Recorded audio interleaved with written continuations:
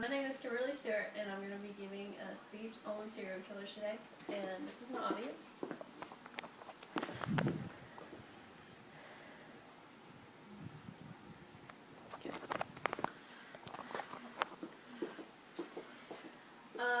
There are two ways to classify serial killers. One classification is constructed on motive, and the other classification is constructed on social and organizational patterns. Many serial killers fall into more than one type of classification. Serial killers can be act-focused or process-focused. Act-focused serial killers kill quickly and usually just focus on the act. They can be classified into two categories, visionary or missionary. The visionary killer kills because he hears voices that tell him to do so. The missionary kills because he feels like it is his duty to kill certain people or a race of people. Hitler's an example of a missionary killer. Process-focused serial killers enjoy the act of the kill and will draw out the death of their victim by torture. These serial killers can be classified in four different categories: lust, thrill, gain, and power-seeking killers. Lust killers usually get a sexual pleasure from killing and or torturing their victim. Thrill killers usually get an adrenaline rush when they kill. Gain thrillers kill because they have a belief that they will profit in some way from the kill. And power-seeking killers usually feel like they're in control and that's how they want to have it. Today, I want to share with you how serial killers work and give you an example of this by introducing you to three of the most notorious serial killers of all time: Ted Bundy, John Wayne Gacy, and Gary Ridgway. Ted Bundy was born on November 24th of 1946. He was convicted of the rape and murder of at least 36 women, even though he was thought to kill at least 100 or more. He was raised by his mother and her parents. His mother was not married and she was young, and so her family told their friends and the people around them that he was adopted sibling of his actual mother. At the age of 3, he started showing interest in knives and other types of weapons. He did well in school, but never really got along with his peers. He would peek into windows and steal things and seemed to not feel bad about it. He fell in love while he was in college. When they broke up, he was traumatized by it. Whenever they convicted him, they found out that most of the women that he killed resembled his college girlfriend. They were attractive and had long, dark hair. And sometimes he would even rape his victims before he killed them. The number of women Bundy killed is not known for sure. He graduated from the University of Washington with a psychology degree and was accepted into law school. In 1975, he was arrested for kidnapping Carol DeRanch, who escaped his grasp. He was given a long sentence in that case, and then 2 years later he was booked on murder charges for the death of a Colorado woman. During the trial, he was his own lawyer, and during a trip to a courthouse, to the prison courthouse library, he jumped out of the window and escaped, but he was caught 8 days later. He escaped again in December of 1977, and on January 14, 1978, he broke into a sorority house in Florida at Florida State University and attacked 4 female residents, killing 2 of them. He kidnapped and murdered a 12-year-old girl named Kimberly Leach on February 9th, and that was the end to his murders. He was convicted for his crimes against the sorority, and then was given the death penalty twice, and then given another death penalty for the murder of Kimberly Leach. On January 24, 1989, Bundy was put to death in the electric chair at Florida State Prison. Crowds cheered, and there were fireworks outside the prison after Bundy was executed. Before he was killed, he admitted to 36 murders. Now that we've talked about Ted Bundy, I want to move on to John Wayne Gacy, who is called, or better known as the Killer Clown.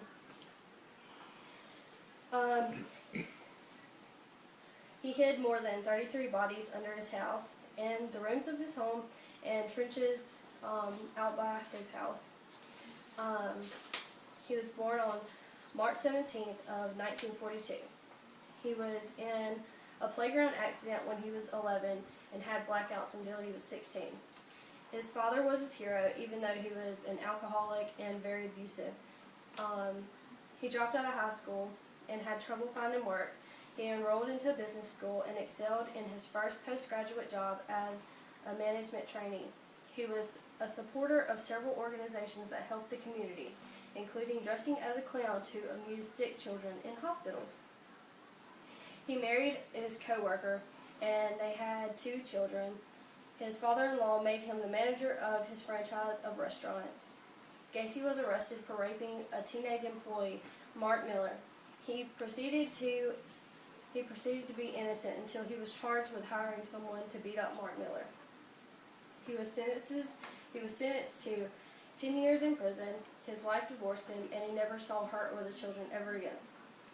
He was let out after 18 months due to good behavior. His mom was overjoyed by how great he had been in prison and how well he was adjusting to outside life after he had gotten out of prison. So she bought him a farmhouse outside of Chicago. He married a divorced woman who had 2 kids. And she knew about his past, and she said that he was changed and that he would never hurt anyone.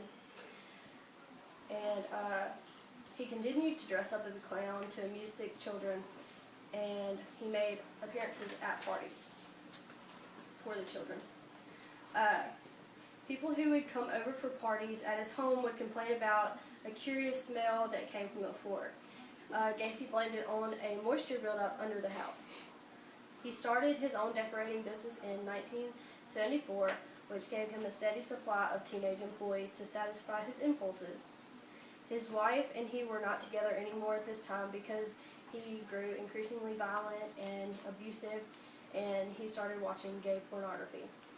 Gacy would approach young men and invite them back to his home to ask to show them a trick with his handcuffs, which were part of his act as a clown. Once they were handcuffed, he would overpower them or drug them with chloroform and then strip them down and gag them, sometimes using their own underwear. Gacy would then rape and kill his victims. They usually died from being strangled or asphyxiated by their gags. In May of 1978, Gacy kidnapped and raped a young man, but instead of killing him, he tortured him and then took him to a park and left him there. The young man went to the police and identified Gacy and then pressed sexual assault charges against him. When Gacy was finally caught, he admitted to police that he had killed 33 young boys. He told police that he had killed more than one boy on the same day on many occasions. Gacy was investigated because a boy whom he had just hired went missing. His home was searched, and the police confiscated all kinds of things that belonged to his victims before, like class rings and wallets and stuff like that. But they didn't find any bodies at this time. The police searched under the house because of the foul odor and found most of the bodies of the young men that Gacy had killed. And he finally admitted to killing 30 plus people. Gacy pleaded guilty by insanity on February 6, 1980. He was condemned on a guilty but sane verdict. He was sentenced to death on March 13, 1990. While in prison, he took up oil painting, and his favorite portraits were of clowns. Gacy was put to death by lethal injection on May 10, 1994. So now that I've talked about Gacy, we're going to talk about Gary Ridgway, who is the Green River Killer. He confessed to killing over 48 women in his lifetime. He would rape, choke, and kill his victims. His victims included teenagers as young as the age of 15. He was married and a father. He held the same job for 30 years, and he got away with murder for 20 of those years. He is known as the nation's worst serial killer. A quote from him: "I picked prostitutes as my victims because I hate most prostitutes, and I did not want to pay them for sex," Ridgway said in his confessional statement. I also picked prostitutes as victims because they were easy to pick up without being noticed. I knew they would not be reported missing right away and might never be reported missing. I picked prostitutes because I thought I could kill as many of them as I wanted without getting caught. The majority of Ridgway's victims were under 22 and were women of color. He thought that his killing of prostitutes was a career. He thought that he was doing it because he had to. He was very proud of what he was doing. He believed that he was helping the police by killing the prostitutes. It was less work that they would have to do, and he thought that he could control them since the police couldn't control them. And so he believed that prostitutes were a disease, and he had the cure for it. Not all of his victims were prostitutes, but he thought that all of the people, or the women that he killed, got what they deserved. Ridgway had many close calls with the police. He was identified for picking up a young man's 16-year-old girlfriend, and then again after a young girl got in his truck and disappeared. The police came to his house, and he admitted to picking up prostitutes, but denied that he ever came in contact with the young woman he was accused of picking up. So they left him alone. In 1984, Rebecca Guay came to police and told them that she had been assaulted 2 years before. She told them that she told him where he worked, and then picked his picture out of a book. And the police investigated, but Ridgway told them that he had never dated the woman. So she dropped the charges and became known as the only survivor of Gary Ridgway. He admitted to 48 murders, but he told police that he could have killed as many as 60 women and girls. He just couldn't keep count. Another quote from him. In most cases, when I killed these women, I did not know their names. Most of the time, I killed them the first time I met them, and I do not have a good memory of their faces. I killed so many women, I have a hard time keeping them straight. Ridgway saw these women and girls as faceless, nameless people who would never be missed, which wasn't the case in most of the events. He wet the bed until he was 13. He was also sexually attracted to his mother and would fantasize about stabbing and mutilating and setting their house on fire. He confessed to all the murders on November 11, 2003.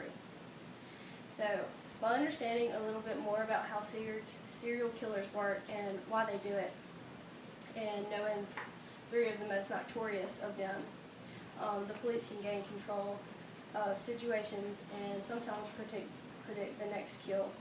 And sometimes there are copycat murders.